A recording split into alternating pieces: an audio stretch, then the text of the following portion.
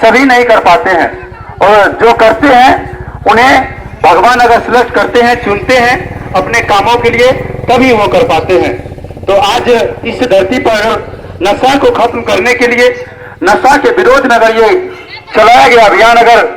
परम पूज्य गुरुदेव परम वंदनीय माता जी के आशीर्वाद से अगर सफल रहा तो बहुत हद तक हमें सफलता मिलेगी। और अखिल विश्व गायत्री परिवार शांति कुंज हरिद्वार का एक ही कहना कि नशा मुक्त भारत,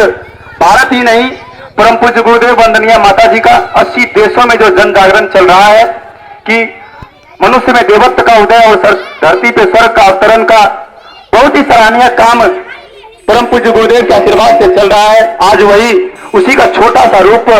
बड़ेल की इस पावन धरती पर कि युवा शक्ति को आगे बढ़ाने के लिए, नशा को मुक्त करने के लिए, कि नशा किस प्रकार से आज युवाओं को घेर रहा है। इस समाज में बढ़ते